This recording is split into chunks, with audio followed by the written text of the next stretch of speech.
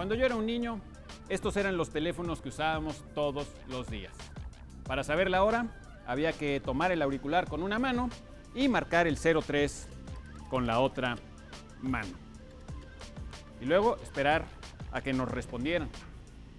Hoy en día uso uno de estos. Es ligeramente más delgado. Para saber la hora, con la misma mano, aprieto un botón. El día de mañana habrá otros teléfonos que harán que incluso estos modernísimos celulares parezcan armatostes del pasado. Innovación, innovación, innovación. Vale la pena analizar esta transformación vertiginosa. ¿Quiénes han estado impulsando todos estos cambios? ¿Quiénes se han beneficiado con todas estas innovaciones? Responder estas preguntas puede ayudarnos a mejorar nuestra evolución cultural. En 1965 había 40 millones de mexicanos y el monopolio estatal de teléfonos celebraba haber colocado 1 millón de líneas telefónicas. Es decir, había un teléfono para cada 40 mexicanos. Era muy común ver colas en los teléfonos públicos que funcionaban con una vieja moneda de cobre, el famosísimo 20. Los años han pasado y casi todos los mexicanos tenemos ya acceso a un teléfono fijo o móvil. Pero, aún así, en muchas cosas no nos termina de caer el 20.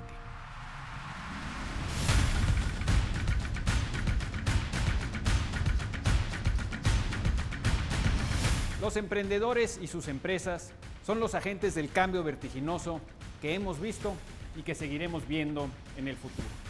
Pero estos cambios no ocurren por sí solos. La tecnología no avanza por sí misma. Siempre hay alguien detrás. Siempre hay alguien que tiene una idea de cómo hacerlo mejor y alguien que empuja para sacar esa idea adelante.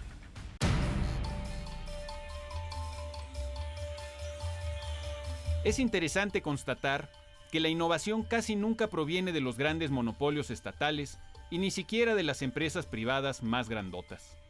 Los famosos departamentos de investigación y desarrollo pueden convertirse ellos mismos en burocracias ineficientes. Hay empresas que gastan muchísimo en investigación y desarrollo y que sin embargo obtienen resultados muy pobres en estas áreas. Microsoft y General Motors, por ejemplo, gastan en investigación y desarrollo muchísimo más que Google y que Tesla Motors. A sus grandes presupuestos les falta lo más importante: emprendedores que busquen su propio beneficio y que estén dispuestos a correr riesgos con tal de obtenerlo. En otra ocasión hablaremos del riesgo, que es algo tan importante para el emprendurismo. Por ahora baste recordar que el papel del emprendedor no puede sustituirse ni siquiera con grandes presupuestos.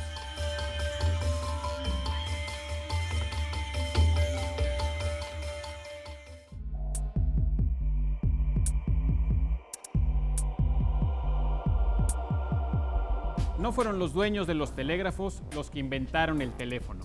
No fueron los dueños de los trenes los que dominaron la aviación. No fue IBM, el gigante de la computación empresarial, quien inventó las computadoras personales. No fue Sears, el líder de las ventas por catálogo, quien inventó Amazon. La innovación no surge de las grandes burocracias, públicas o privadas, sino de los verdaderos agentes del cambio, los emprendedores.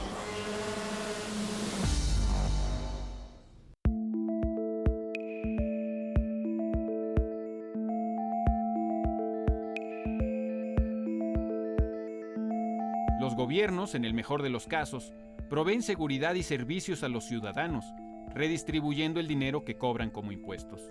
Pero tampoco son los agentes de la innovación, ni los creadores directos de la riqueza y la prosperidad. Las innovaciones nos ayudan a resolver algunos problemas, pero al hacerlo también crean sus propios nuevos problemas. Quizá el ejemplo clásico sea el del automóvil, que en la primera mitad del siglo XX vino a resolver un asqueroso problema urbano: el estiércol de caballo. Antes de los automóviles, había carros tirados por caballos, y los caballos nunca han pedido permiso para ir al baño, lo que causaba enormes problemas de limpieza, enfermedades y molestias. Esto explica el diseño de las casas que se construían en aquel entonces, con altas escaleras a la entrada.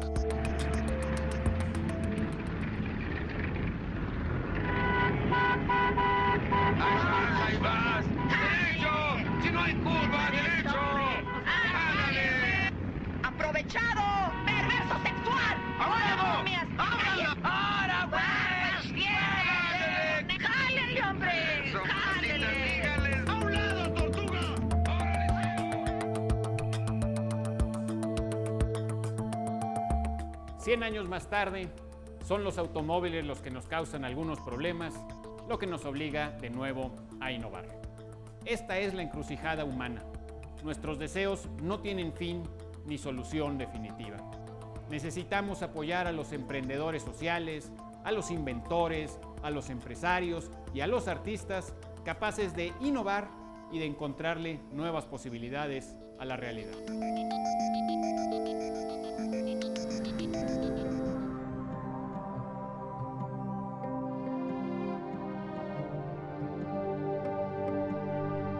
Cuando la ciudad de París comenzó a introducir tuberías para llevar el agua a los hogares, tuvo que hacer frente a numerosas protestas, ya que miles de parisinos trabajaban de llevar el agua en cubetas de madera desde los pozos hasta las casas y departamentos de las personas. Las ventajas de la tubería frente al agua llevada en cubetas son enormes, pero eso no significa que quienes vivían de llevar el agua al hombro estuvieran dispuestos a aceptar esas ventajas y quedarse sin trabajo. Adaptarse a la innovación y aceptar el cambio no es fácil. Promoverlo es todavía más difícil. Pero, en un mundo que, querámoslo o no, seguirá cambiando, hacernos agentes activos y no meros espectadores sufrientes de la innovación es cada vez más importante. Hacia allá debe dirigirse nuestra evolución cultural.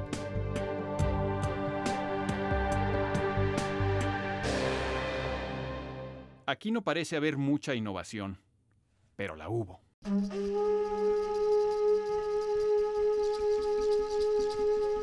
Vamos a conversar con el maestro en ciencias Cecilio Mota, de la CONABIO, la Comisión Nacional para el Conocimiento y el Uso de la Biodiversidad. Cecilio nos va a mostrar una planta de teocintle. El teocintle es el ancestro del maíz moderno.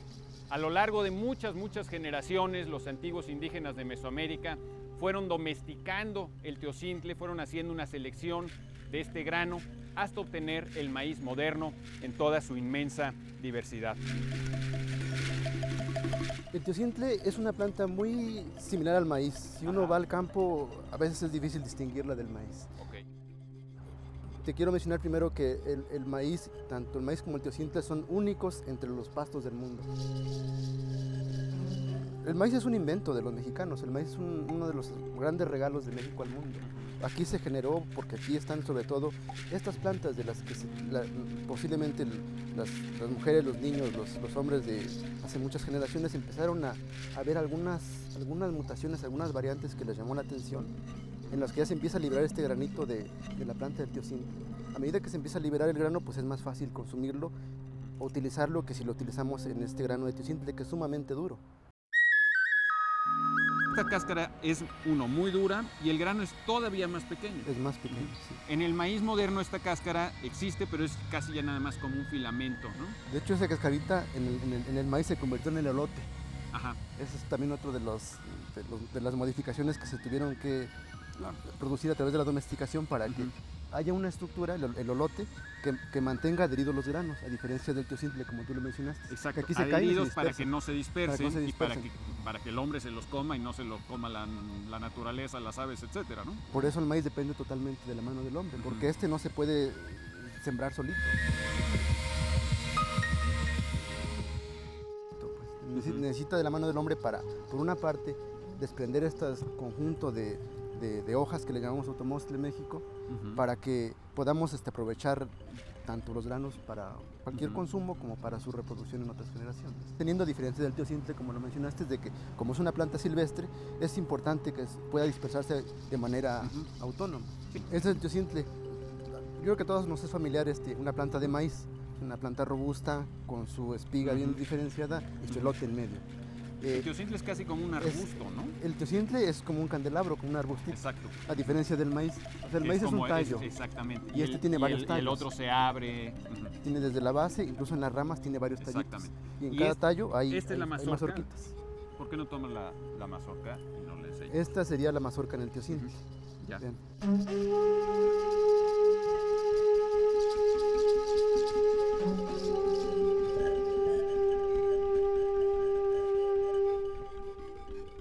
Sin esta innovación, las culturas de Mesoamérica habrían sido imposibles. Nunca habrían formado ciudades, puesto que no habrían podido darse a sí mismas suficiente alimento. Ninguna otra innovación antigua fue tan importante para los pueblos indígenas. Y aunque ellos no sabían nada de genética, sí sabían algo más elemental. Que este maíz es mejor que este.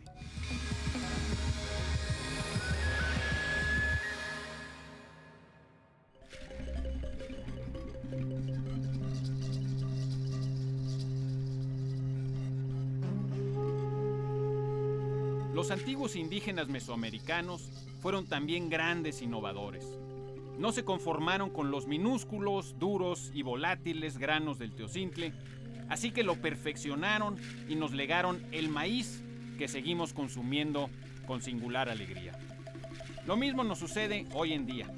La mayoría de los consumidores no tienen ni idea de electrónica, ni de programación, ni de tecnología de transferencia inalámbrica de datos, pero sí sabe que prefiere este teléfono a este otro.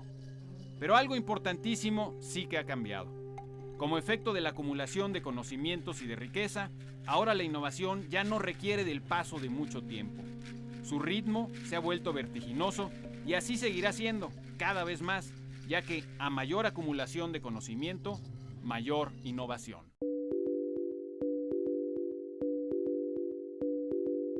Ahora respondamos las dos preguntas que nos hicimos en un principio. Primera pregunta: ¿quién ha estado impulsando todos estos cambios?